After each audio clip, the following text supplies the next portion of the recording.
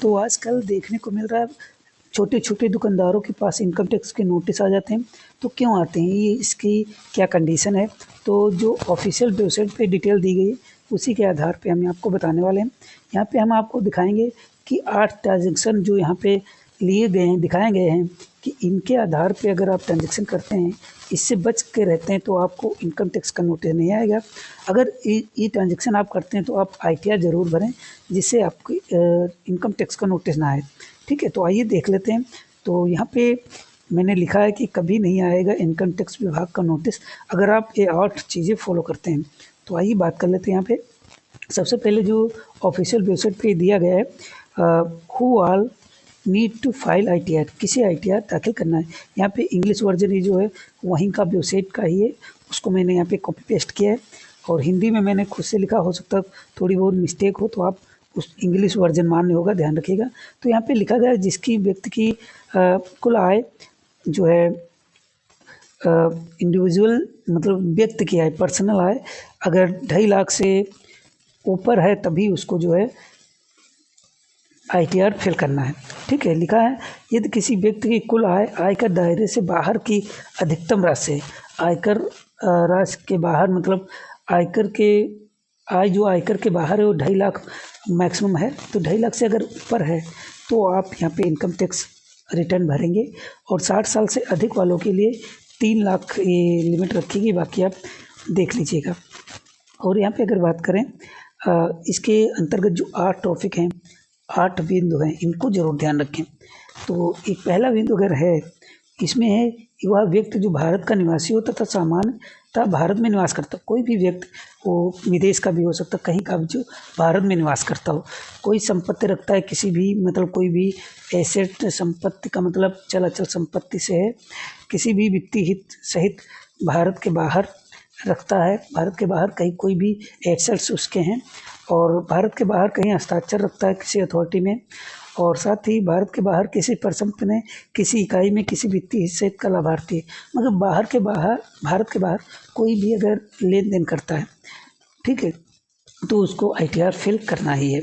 आजकल आप देखते हैं कि कुछ तरीके की ट्रेड वाली ऐप आ गई जो विदेशों से विदेशी ट्रेड होती, तो उसको आईटीआर के दायरे में आ जाएंगे। ध्यान रखिए, इलीगल है वो, ध्यान रखिए। बहुत सी चीज़ें ऐप आप देखते होंगे ज़्यादा लालच देने के चक्कर में करते हैं, मगर वो इलीगल होता है।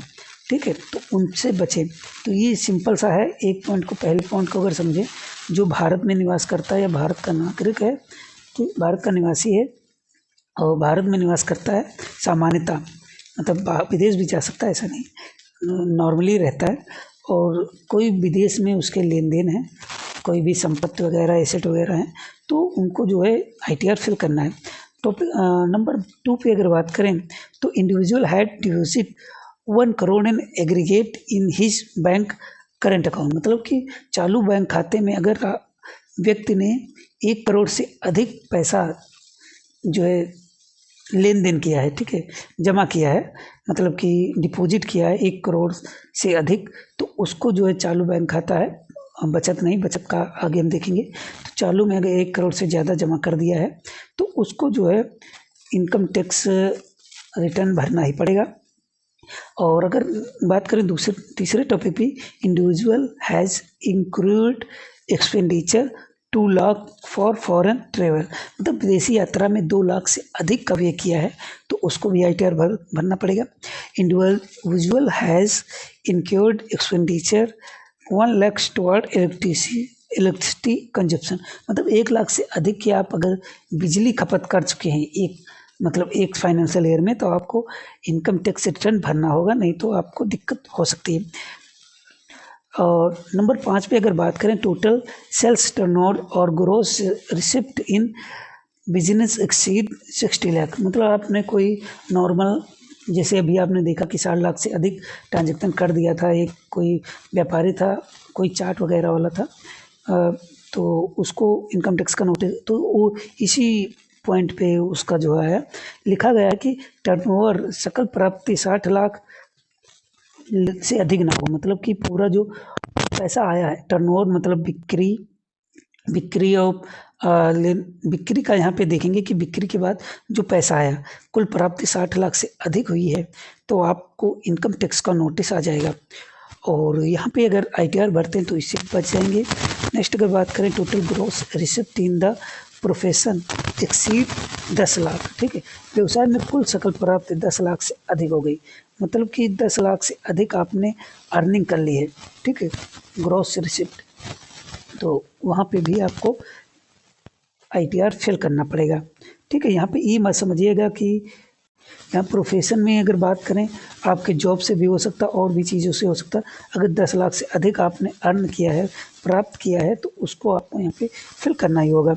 नेक्स्ट अगर बात करें total tax deduction and collected at source is 25,000 और 60 ईयर के ऊपर वालों के लिए 50,000। तो यहाँ पे कुल कर कटौती जो है सभी स्रोतों में, मतलब आप इनकम टैक्स नहीं भरते हैं फिर भी आप जैसे शेयर मार्केट में ट्रेड करते तो वहाँ पे टैक्स कट जाता है, और भी चीज़ों में टैक्स अगर कटता है तो वहाँ पे टैक्स जो आपका कट रहा है, तो अगर 25,000 या 60 साल के ऊपर हैं तो 50,000 से अधिक अगर टैक्स कटता है तो आपको ITR फिल करना ही होगा। अब अंतिम पॉइंट पे बात करेंगे, ये बहुत ही इम्पोर्टेंट है और इसको ध्यान रखिएगा। अब ये जो है point, aggregate deposit in one और मोर सेविंग अकाउंट इज ₹50 लाख और मोर, मतलब आपके जितने भी बैंक अकाउंट हैं उसमें अगर आपने 50 लाख या उससे अधिक का नगद पेमेंट जमा किया है, डिपॉजिट लिखा गया है, ठीक, 50 लाख से अधिक आपने अगर जमा किया है सभी बैंक अकाउंट में मिलाकर, तो आपको इनकम टैक्स रिटर्न भरना ही होगा। तो ये 8 पॉइंट जो हैं इनको ध्यान में रखेंगे तो आपको आगामी जब तक चेंज नहीं किया जाता तब तक सालों तक कोई भी दिक्कत नहीं होगी। हालांकि हर साल बजट के बाद आप ज़रूर देखें कि क्या क्या चेंजेस हुए हैं, मगर इस बार ये जो चीज़ें हैं इनकम टैक्स के ऑफिशियल वेबसाइट पे भी देख सकते हैं, तो वहीं से लेकर आया हूँ मैं। और मुझे भरोसा है कि इन चीज़ों को अगर आप फॉलो करेंगे कभी भी इनकम टैक्स का नोटिस नहीं आएगा। अन्य भी कोई क्वेश्चंस हैं, प्रॉब्लम है, समस्या है, कोई भी एजुकेशन से रिलेटेड या इनकम टैक्स से संबंधित, आप कमेंट कर सकते हैं।